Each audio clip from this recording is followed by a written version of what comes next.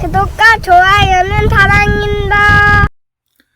여러분 반갑습니다. 서목사의 말씀 창고의 서목사입니다. 오늘도 시청해 주셔서 감사합니다.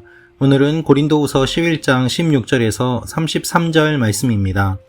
오늘은 바울이 자랑하는 내용이 기록되어 있습니다. 바울은 무엇을 자랑합니까? 사람들이 자랑하는 것과는 다른 독특한 내용을 자랑하고 있습니다. 그는 자신이 고난받은 것을 자랑하고 있고, 그는 자신이 순환 경험한 것을 자랑하고 있습니다. 그는 자신의 약한 것을 자랑하고 있습니다. 오늘 이 말씀을 통하여서 우리가 무엇을 자랑해야 되는지 함께 묵상하는 시간이 되기를 원합니다. 16절부터 말씀입니다. 내가 다시 말합니다. 아무도 나를 어리석은 사람으로 생각지 마십시오. 그러나 만일 여러분이 그렇게 못하겠다면 나를 어리석은 사람으로 받아들여 나로 하여금 조금 자랑하게 하십시오. 바울은 바울의 대적들이 자랑하는 것을 사람들이 듣고 그들의 말을 따르는 것을 이상하게 여겼습니다. 오히려 그들은 아무것도 한 것이 없는데 많은 것을 했다고 자랑하였고, 바울은 많은 일을 하였지만 자랑하지 않았기 때문입니다.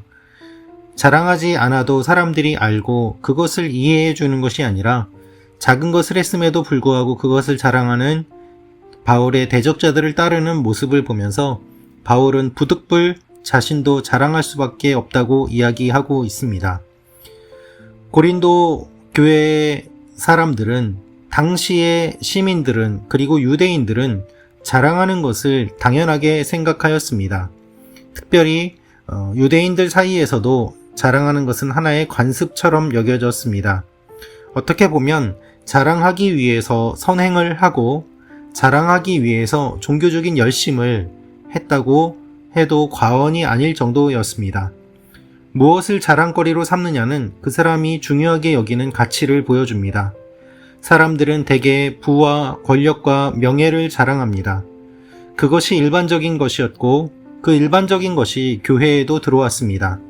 모양은 달랐지만 바르게 복음을 전하느냐를 자랑하는 것이 아니라 교회에 몇 명이 모이느냐, 그리고 어떠한 치적을 남겼느냐, 그것을 자랑할 때에 교회는 타락하게 되고 하나님에게서 멀어지게 되었음을 우린 역사를 통해서 알게 됩니다.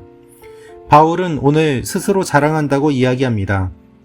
그런데 이렇게 자랑하는 것도 자신을 자랑하는 것이 아니라 사실은 어리석은 사람같이 자랑한다고 이야기를 하고 있습니다.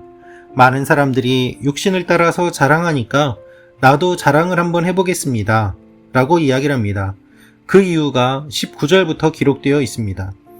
여러분이 스스로 지혜롭다고 생각하면서 어리석은 사람들을 잘도 용납하기 때문입니다. 여러분은 스스롭다고 지혜롭다고 생각하면서 왜 이렇게 어리석은 사람들을 잘 받아들입니까? 바울은 답답한 마음으로 이러한 이야기를 하고 있습니다. 20절입니다. 여러분은 누가 여러분을 종으로 삼거나, 누가 여러분을 삼켜버리거나, 누가 여러분을 이용하거나, 누가 스스로 높이거나, 누가 여러분의 뺨을 칠지라도 잘도 용납합니다. 여러분, 우리가 살다 보면 사람들은 공평하지 않고 이 세상의 모든 사람들이 중간 지대에서 모든 것을 객관적으로 판단하고 있지 않다는 것을 알게 됩니다. 기울어진 운동장이라는 표현이 있는 것처럼 한쪽으로 치우쳐서 편애하고 그것만 지지하는 그와 같은 일들을 보게 됩니다. 어리석은 사람들이 실제로는 지혜롭다고 생각하면서 이와 같은 거짓 교사들의 가르침을 잘도 용납한다고 바울은 강렬하게 이야기를 하고 있습니다.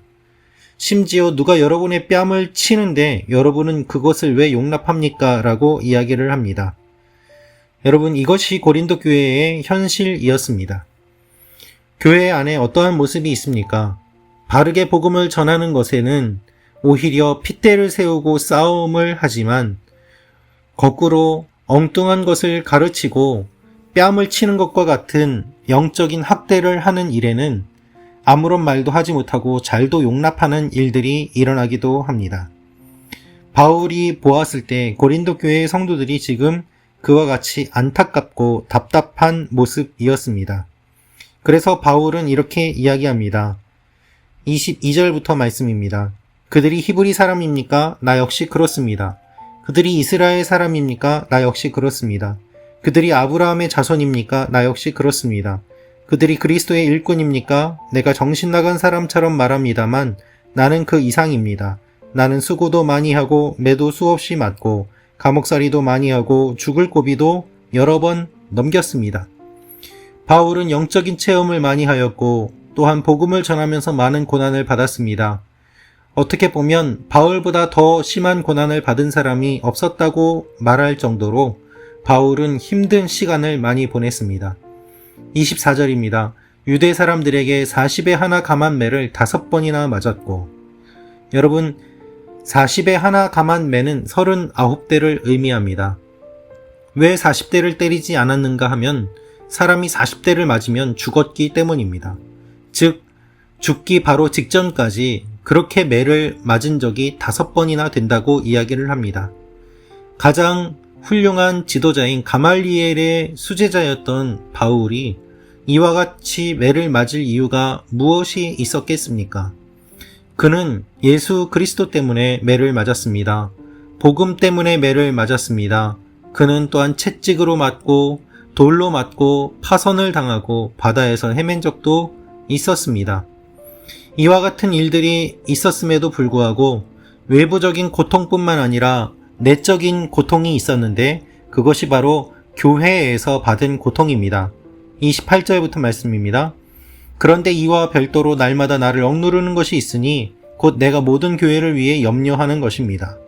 그렇습니다. 바울은 자신이 개척한 교회들을 위하여 염려하였고 그들을 위하여 기도하였습니다. 바울은 자랑합니다.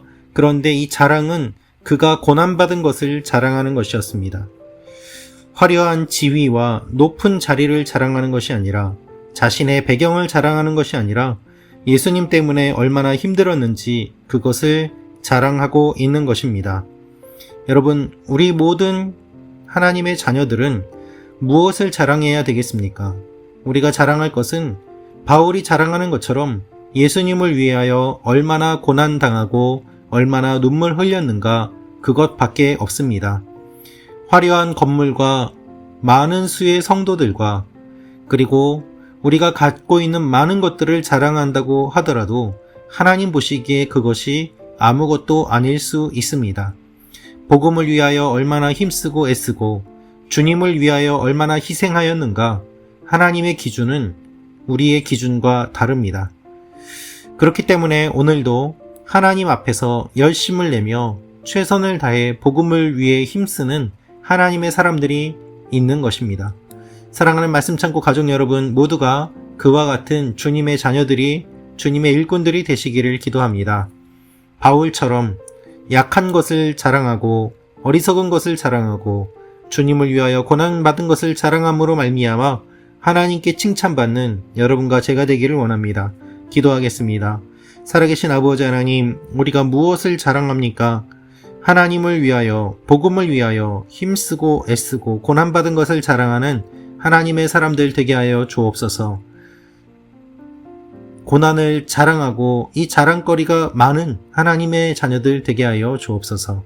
감사드리며 예수님의 이름으로 기도합니다. 아멘.